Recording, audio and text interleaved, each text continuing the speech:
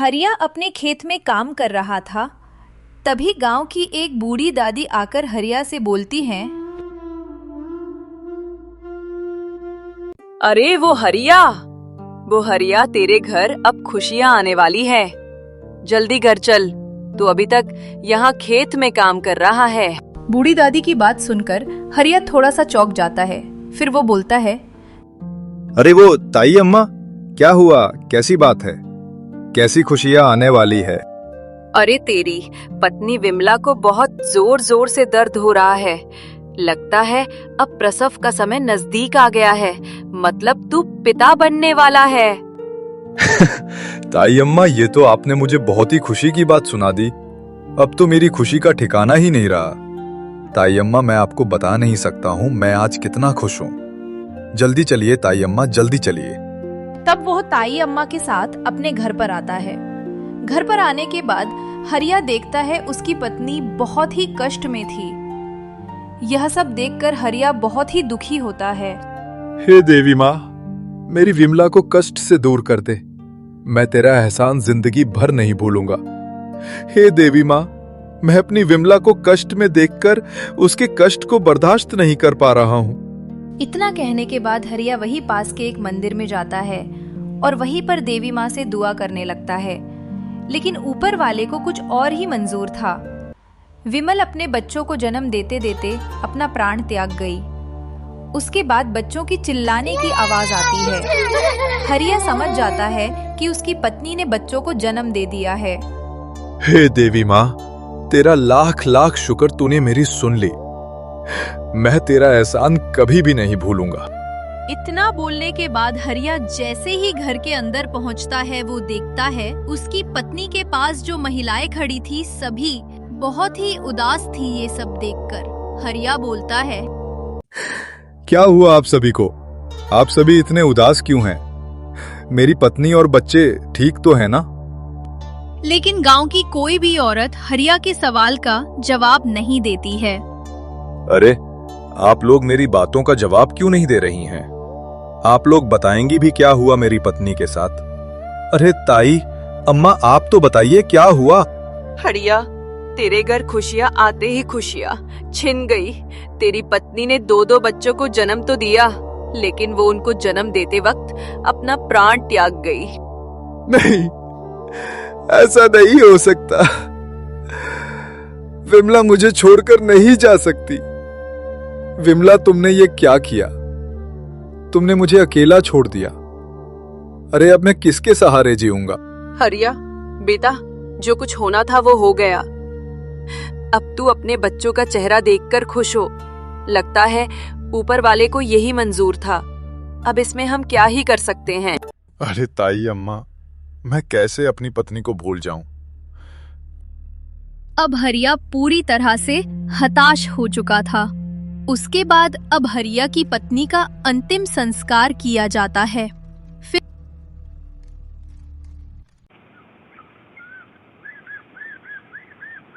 फिर ऐसे ही कुछ दिन बीत जाते हैं। मेरे प्यारे बच्चों, तुम्हारी माँ तो तुम्हें बचपन में ही छोड़कर चली गई, लेकिन मैं तुमसे वादा करता हूं, मैं तुम दोनों को तुम्हारी माँ की कमी नहीं होने दूंगा। मैं बहुत मेहनत करूंगा, इतना मेहनत करूंगा कि मैं तुम दोनों को एक दिन पढ़ा लिखा कर बहुत बड़ा अफसर बनाऊंगा। उस दिन तुम्हारी माँ की आत्मा को बहुत शांति मिलेगी और वो बहुत ही खुश होगी। जब वो जिंदा थी, वो कहती थी, जी, एक दिन हमारे भी बच्चे होंगे। हम उन्हें पढ़ा लिखा कर इतना बड़ा अफसर बनाएंगे कि पूरे गांव में हमारे बच्चे हमारा नाम रोशन करेंगे। हाँ हाँ बागीबान, क्यों नहीं, हम जरूर अपने बच्चों को पढ़ा लिखा कर बहुत बड़ा अफसर बनाएंगे। वो हमारा नाम गांव में जरूर रोशन करेंगे। लेकिन ऊपर वाला हमें कोई संतान ही नहीं दे रहा है। विमला, सब्र करो। ऊपर वाले के घर देर है, अंधेर नहीं है। वो जरूर एक दिन हमें संतान देगा।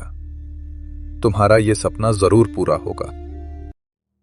हे ऊपर वाले, तूने हमारा सपना तो पूरा किया, लेकिन तूने मेरी विमला को मुझसे छीन लिया। अरे, अगर आज विमला होती तो अपने बच्चों को देखकर कितनी खुश होती। अब हरिया अपने खेत में खूब मन लगाकर काम करने लगता है ताकि वो अपने बच्चों को पढ़ा लिखा कर बहुत बड़ा अफसर बना सके और अपनी विमला के सपनों को पूरा कर सके। वो दिन रात अपने खेत में मन लगाकर काम करता है।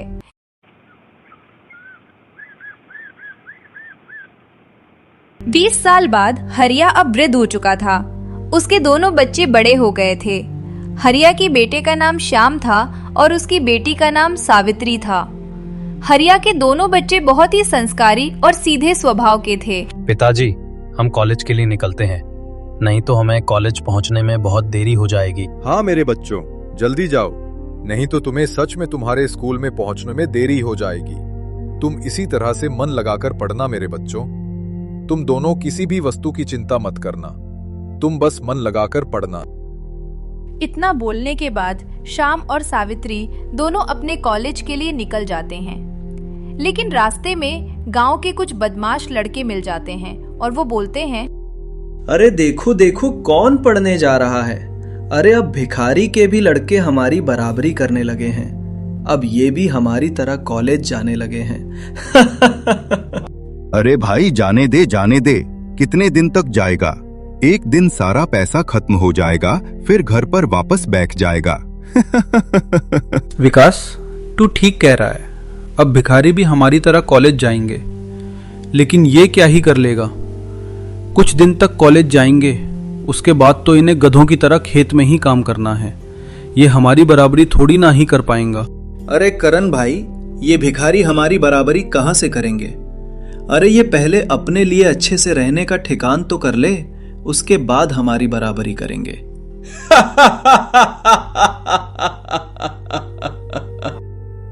लेकिन श्याम उन बदमाश लड़कों का कोई भी जवाब नहीं देता है, क्योंकि वो बहुत ही अमीर घर के लड़के थे। अगर श्याम उनसे जरा भी उलझना की कोशिश करता, वो तुरंत अपने पिता से शिकायत कर देते। उनके पिता बहुत ही अमीर थे, कोई सेठ था तो कोई बहुत बड़ा बिजनेसमैन। ऐसे में श्याम के लिए बहुत ही बड़ी दिक्कत खड़ी हो जाती है। इसीलिए श्याम बिना कुछ बोले सीधा अपने रास्ते निकल जाता है।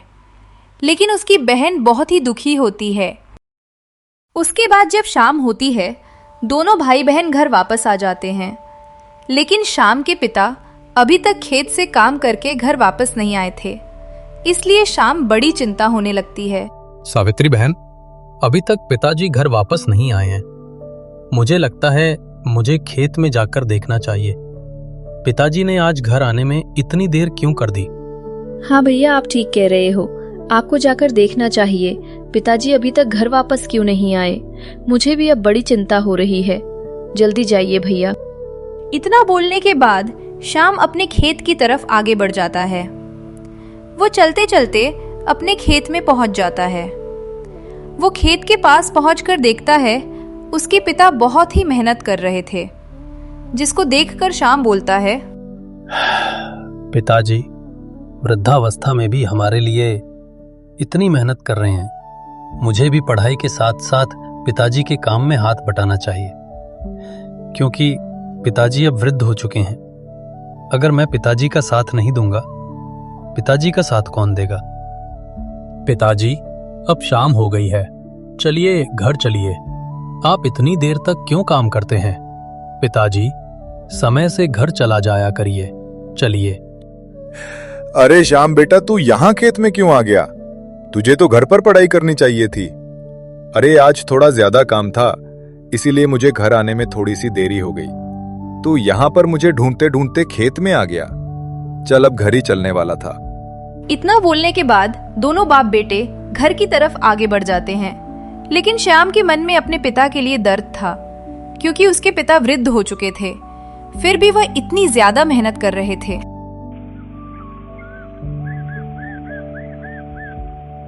उसके बाद जब अगली सुबह होती है, श्याम के पिता अपना फावड़ा उठाकर खेत में जा ही रहे थे, तभी श्याम बोलता है, पिताजी, आपकी उम्र इतनी हो गई है, फिर भी आप हमारे लिए दिन रात खेतों में काम करते हैं।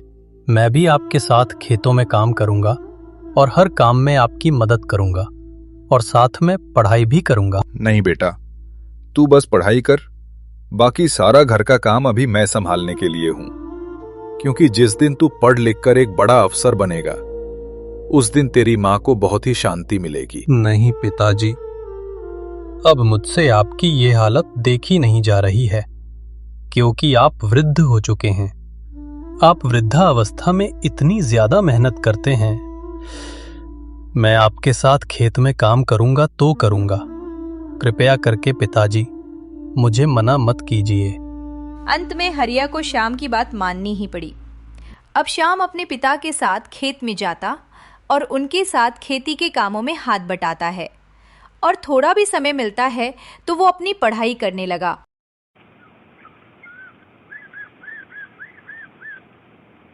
फिर ऐसे ही कुछ दिन बीत जाते हैं। अब श्याम अपने कॉलेज में बहुत ही अच्छे नंबरों से पास होता है।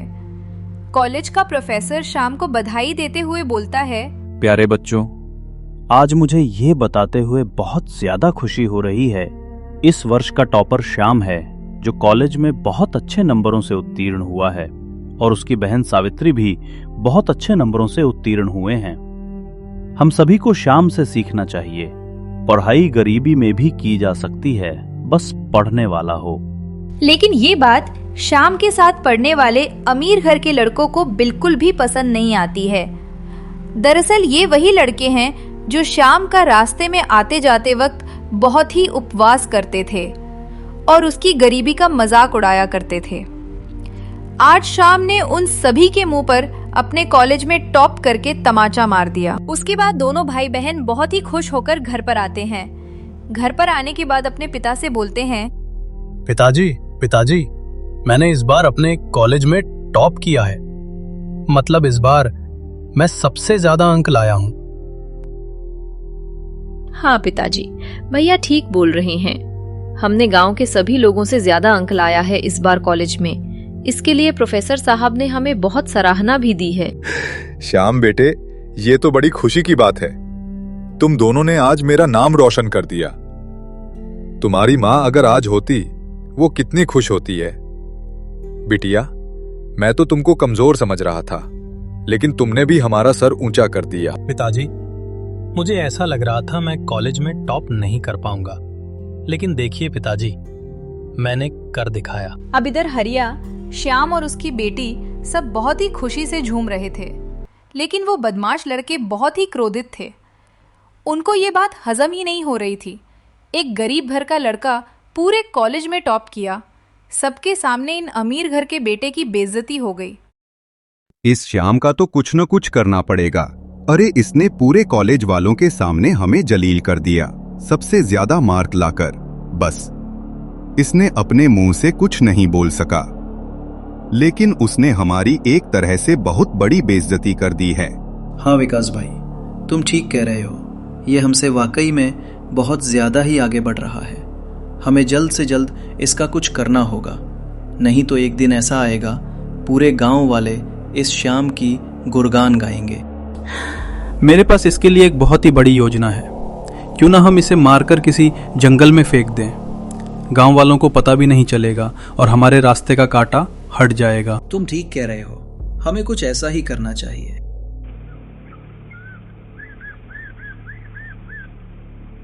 फिर ऐसे ही कुछ दिन बीत जाते हैं। शाम में पुलिस की एक कंपटीशन परीक्षा में एग्जाम दिया था।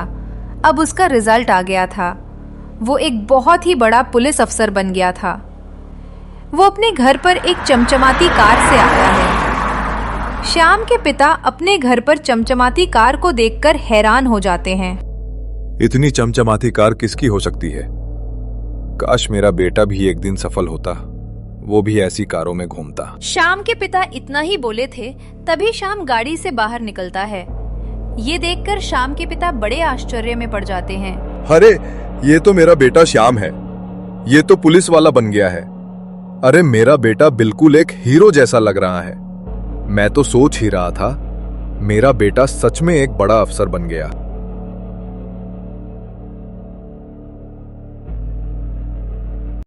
पिताजी, आज मैंने आपका सपना पूरा कर दिया। ये देखिए, मैं पुलिस वाला बन गया। हाँ बेटा, मैं देख रहा हूँ। आज मैं बहुत ज्यादा खुश हूँ। तूने आज मुझे दुनिया की सारी खुशियां दे दी। आज मैं इतना खुश हूँ, मैं तुझे बता नहीं सकता मेरा प्यारा बेटा। अब पूरे गांव में हल्ला मच जाती है। हरिया का बेटा एक बहुत ही बड़ा अफसर बन गया है। अरे हरिया का बेटा सुना है पुलिस वाला बन गया है। अरे अब तो उसके मजे ही मजे हैं। अरे हाँ भैया, मैंने भी सुना वो पुलिस वाला बन गया है। अरे वो दिन रात मेहनत भी तो करता था, कैसे पुलिस वाला ना बनता। और ये कुछ निकम्मे जमींदार के बेटे हैं जो अपने बाप की कमाई का लाखों रुपए उड़ा दिए, फिर भी अपनी जिंदगी में कुछ नहीं कर पाए। अरे इनको तो उससे सीखना चाहिए, वो गरीब होते हुए भी पुलिस वाला बन गया। जैसे ही ये बात जमींदार और सेठ को पता चलती है, वो भी बहुत गुस्सा होते हैं, क्योंकि उन्होंने अपने बेटों की पढ़ाई में लाखों रुपए खर्च कर दिए थे। वो 1 रुपए का भी काम करने लायक नौकरी नहीं पा सके, और वहीं पर हरिया का बेटा सरकारी अफसर बन गया था। मैंने तेरी पढ़ाई में लाखों रुपए खर्च कर दिए, बड़ा अफसर तो छोड़ो, एक चपरासी तक का भी नौकरी नहीं ढूंढ पाया। अरे हरिया के बेटे को देख, वो दिन रात अपने बाप के साथ खेत में भी काम करता था, उसके बावजूद भी वो इतना बड़ा अफसर बन गया। तुमने अपनी पढ़ाई में लाखों पैसे डुबा दिया। अपने उन निकम्मे दोस्तों के साथ इधर उधर घूमता रहता था। जा, मेरे घर से निकल जा। जब तक कोई नौकरी ढूंढकर नहीं लाएगा, तब तक तेरे लिए इस घर में कोई भी जगह नहीं है। पिताजी, मुझे माफ कर दीजिए, मैंने बहुत बड़ी गलती कर दी। मैंने पढ़ाई में बिल्कुल भी ध्यान नहीं दिया, इसलिए मैं सफल नहीं हो पाया। पिताजी, अब से मैं भी मन लगाकर पढ़ूंगा और मैं भी एक बड़ा अफसर बनकर दिखाऊंगा। तू पहले भी यही कह रहा था। अब मैं तेरी बातों में बिल्कुल भी नहीं आऊंगा। जब तक तू अब अपने दम पर कोई नौकरी नहीं ढूंढेगा, तब तक तेरे लिए इस घर में कोई जगह नहीं है। जहां दफा हो जा मेरे घर से। इस तरह से सेठ ने अपने बेटे को अपने घर से निकाल दिया। इधर दूसरी तरफ जमींदार भी अपने बेटे को डांटते हुए बोल रहा था। निकम्मा नालायक गधा कहीं का, मैंने तेरी पढ़ाई में इतने सारे पैसे खर्च कर दिए, तुम अभी तक अपने लिए 1 भी रुपए की नौकरी नहीं ढूंढ सका। अरे कुछ सीख उस हरिया के बेटे से, आज कितना बड़ा अफसर बन गया है। पिताजी, एक मौका और दे दीजिए, इस बार मैं बड़ा अफसर बन के दिखाऊंगा। नालायक तहीं का, अभी एक मौका और मांग रहा है। अभी तक मैंने तेरी पढ़ाई में लाखों रुपए खर्च दिए हैं, तू चाहता है मैं तेरी पढ़ाई में और पैसे खर्च करूं? जब तक तू अपने लिए कोई नौकरी नहीं ढूंढेगा, तब तक तेरे लिए इस घर में कोई जगह नहीं है। निकल जा मेरे घर से, निकम्मा कहीं का। इस तरह से जमींदार ने भी अपने बेटे को घर से निकाल दिया। अब तीनों दोस्त एक जगह पर इकट्ठा हो जाते हैं और बोलते हैं, अरे श्याम ने तो अब हद ही कर दी, हमें बिल्कुल भी देर नहीं करनी चाहिए। वो अफसर बन गया तो क्या हुआ, अब हम इसको बिल्कुल भी नहीं छोड़ेंगे, इसे हम रास्ते से हटकर ही मानेंगे। अरे गांव तो छोड़ो, इसकी वजह से अब हमारे घर में भी हमको इज्जत नहीं मिल रही है। हाँ विकास भाई, तुम बिल्कुल ठीक कह रहे हो। अरे इस श्याम ने अब बहुत ज्यादा हमारे नाक में दम कर दिया है। चलो अब हम कल ही चलकर इसको अपने रास्ते से हटा देते हैं। तब तीनों दोस्त मिलकर अगली सुबह का इंतजार करते हैं। उसके बाद जब अगली सुबह होती है, वह तीनों दोस्त सड़क पर बड़ी बड़ी तलवार लेकर खड़े हो जाते हैं।